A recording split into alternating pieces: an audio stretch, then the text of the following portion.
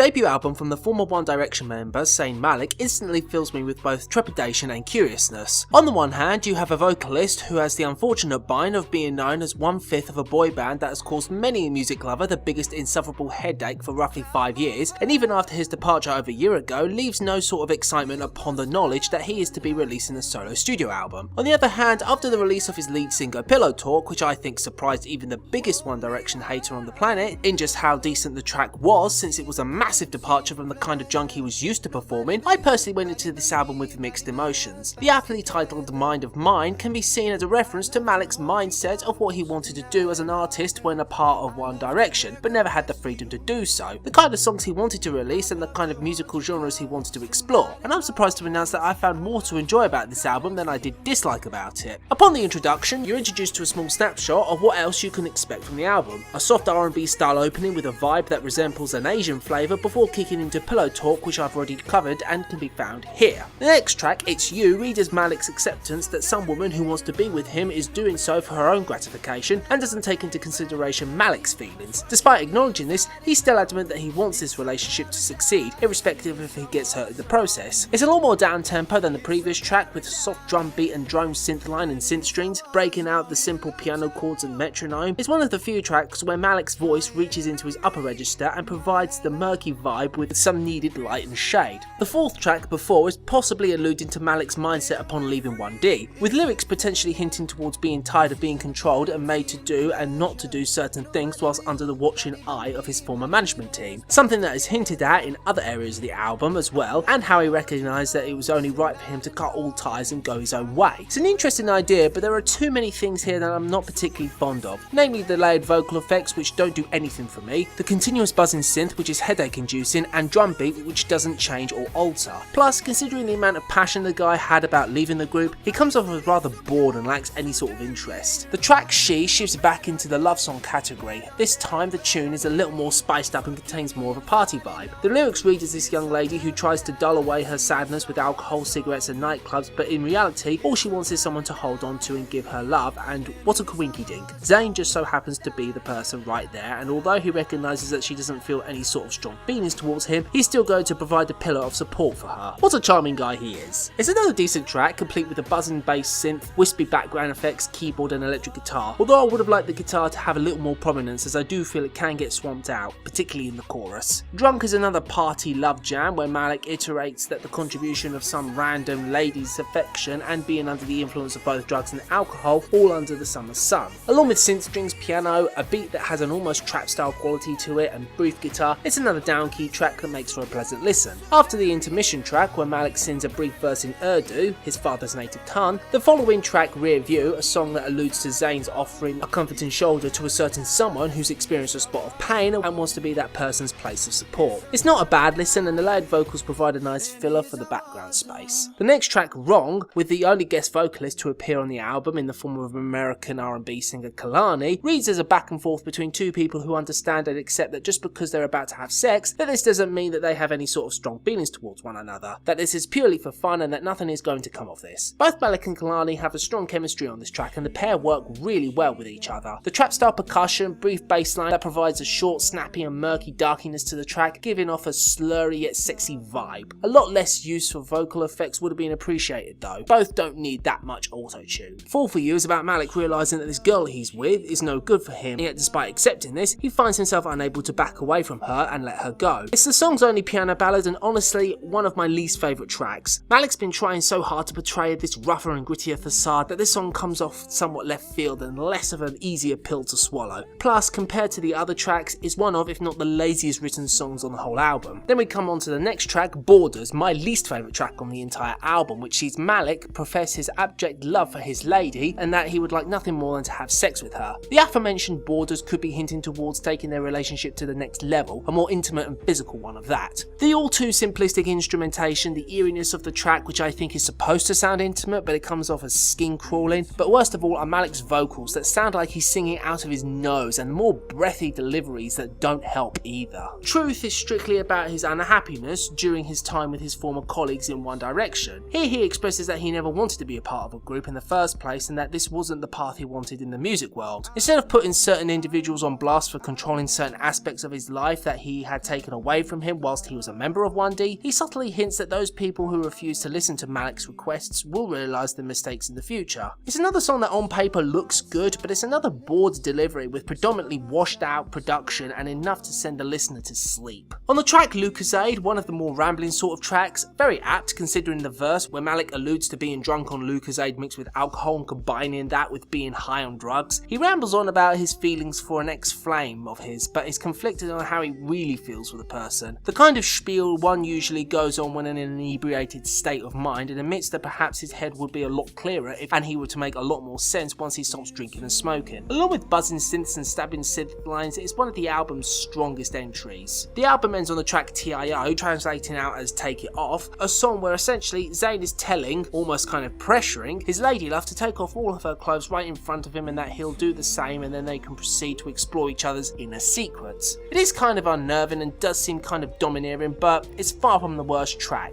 so take that for what it's worth. Overall, this debut album shows a lot of promise and potential I feel that has yet to be unearthed from Malik. I won't say this is a great album because it isn't. The blatant lack of melodic hooks are apparent, the lyrical themes do tend to flirt around with the listener and could have been a lot more direct. I would have liked some more adventurousness in terms of writing an expansion of song verses, and for some songs to be a lot less coy. Seems like the 1D songwriting tag is still stuck to Malik no matter how hard he tries to shake it off. And the song structures are very formulaic, and some vocal performances could have done without the myriad of effects lathered over them, and some tracks could have done with a similar level of intensity and passion. But overall, it's a solid album with plenty to like and a good foundation for Malik to begin. Overall, I score this album a 72 out of 100.